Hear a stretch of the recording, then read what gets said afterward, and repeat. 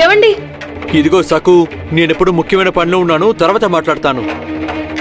చూడు, నాతో ఏదైనా చెప్పాలనుకుంటే నువ్వు తర్వాత చెప్పు, నేను తీరిగా వింటాను. ఏవండి, నా కూడా మిమ్మల్ని ఇబ్బంది పెట్టాలని లేదు. ఇది నిజంగా ముఖ్యమైన విషయం అండి, చాలా ముఖ్యమైన విషయం. చిటికలో చెప్పి వెళ్ళిపోతాను. నువ్వు మొండి పిల్లవి, చెప్పు. నిన్న తలుపులు మూసి ఉన్న గది ముందు నాకు మళ్ళీ ఒక ఆకారం కనిపించింది. గొంగళి కప్పుకొని. గతంలో నీకు ఇలాగే భ్రమ కలిగింది కదా సకు? లేదండి, అది భ్రమ కాదు. నిజంగానే నేను ఒక ఆకారాన్ని చూశాను ఆ గది దగ్గర. అసలు ఆ గది ప్రస్తావన తీసుకురాకు సకు. ఆ గది నిండా దుష్ట శక్తులున్నాయి. నువ్వెందుకు అటువైపు చూస్తున్నావు? ఏవండి, ఆ గది నన్ను పిలుస్తుందండి. లోపల ఎవరో నాకు తెలిసిన వాళ్ళు ఉన్నట్టు అనిపిస్తుంది. చూడు, నాకు చెప్పినట్టు ఈ ఇంట్లో వాళ్ళెవ్వరికీ చెప్పకు. ఒక్కరు కూడా నువ్వు చెప్పింది నమ్మరు. గంగిని చాలా దగ్గరగా చూసావు కదా, ఆ ప్రభావం నీ మీద పడింది, ఇంకేమీ లేదు. అందుకే భ్రమ పడుతున్నావు. లేదండి, నన్ను నమ్మండి. నిజంగానే నేను భ్రమ పడలేదు. ఆ ఆకారాన్ని నేను ఆ కళ్ళారా చూశాను. లేనిపోనివి చెప్పి దిగు మనసుని పాడు చేస్తోంది. పాండురంగడి నామం, మృదంగం శబ్దం, భజన పాటలు. చూడు, నువ్వు ఇంకేమీ మాట్లాడుకు.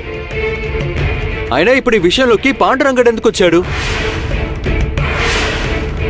ఇలా చూడు, పాండురంగడు నీ హృదయంలో ఉన్నాడు కాబట్టి నీకు భజన పాటలు, మృదంగాలు శబ్దాలు వినిపిస్తున్నాయి. చూడు సకు, నాగోజీ బాబా గారు తన మంత్రశక్తితో దుష్ట శక్తుల్ని ఆ గదిలో బంధించారు. నువ్వు ఆ గది దరిదాపుల్లోకి వెళ్లకు. నా అదృష్టం బాగుంది కాబట్టి దిగు దాని మాటలు నమ్మట్లేదా? నాన్నగారు ఇక్కడ ఉన్నప్పుడు అందులోనే భజనలు చేసేవారు. అదే నీకు తెలిసింది కాబట్టి భజన పాటలు, మృదంగాల శబ్దాలు వినిపించినట్టు నువ్వు భ్రమపడుతున్నావు. అంతకంటే ఇంకేమీ లేదు. ఆ గది నిన్ను పిలుస్తోందని ఇంకోసారి నాతో అనకు. నీ పరిస్థితి కూడా గంగిలాగే అవుతుంది. ఏవండి కానీ? ఇలా చూడు సకు, ఆ గది గురించి మాట్లాడుకు, అర్థమైందా? వెళ్ళు. వెంటనే వెళ్ళి బాబా గారిని కలిసి వస్తాను.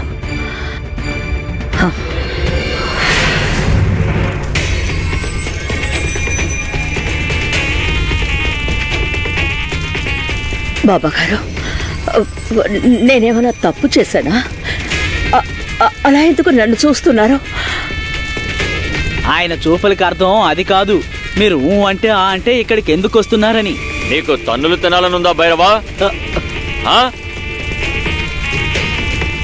ఇంకెప్పుడు ఆవిడ గురించి అలా మాట్లాడకు. ఈవిడ నా శిష్యురాలు, ఉత్తమ శిష్యురాలు. ఆవిడ మనసులో ఏదో శంక తలెత్తుంటుంది. ఆవిడ ఎక్కడికి వెళ్తుంది? నేను ఆవిడ శంకని తొలగిస్తాను.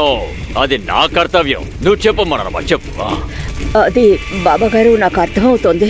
నేను ప్రతిసారి మీ దగ్గరకు వచ్చి మిమ్మల్ని చాలా ఇబ్బంది పెడుతున్నాను, కానీ నాకు వేరే దారి లేదు. సక్కునే దీనంతటికీ కారణం. ఈరోజు దిగు స్వయంగా దాన్ని కేకలేశాడు.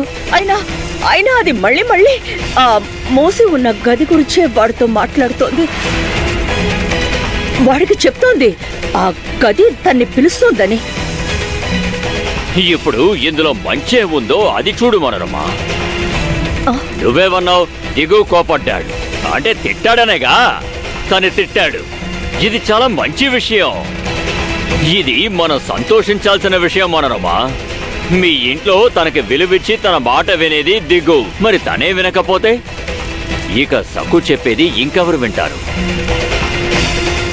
చెప్పింది అర్థమైందా? దిగు ఆసక్తి చూపించకపోయినా ఈ మూర్ఖురాలు ఊరుకోదే. అది తన ప్రయత్నాన్ని అస్సలు మానదు. బాబాగారు, సక్కు ఏమైనా చేయగలదు. నాకు చాలా భయం వేస్తుంది, అందుకే వచ్చాను. దాన్ని నమ్మలేను. అది ఆ మూసి ఉన్న గది ముందే ఏదో ఒకటి చేస్తూ ఉంటుంది. చేస్తే చేయనివ్వు బాబాగారు. అరే, ఏదో ఒకటి చేసుకొని ఆ గది బయట కూర్చుంటే కూర్చోనివ్వు. నీకేమైంది? అది ఆ గది లోపలికి వెళతానంటే కూడా వెళ్ళనివ్వు.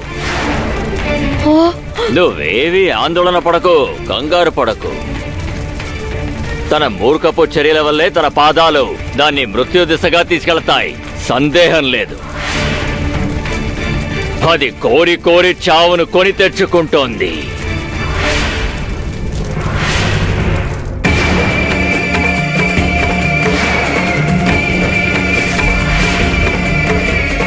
ఏ పని చేస్తున్నా నా మనసులోకి ఆ గది గురించిన ఆలోచనే వస్తుంది.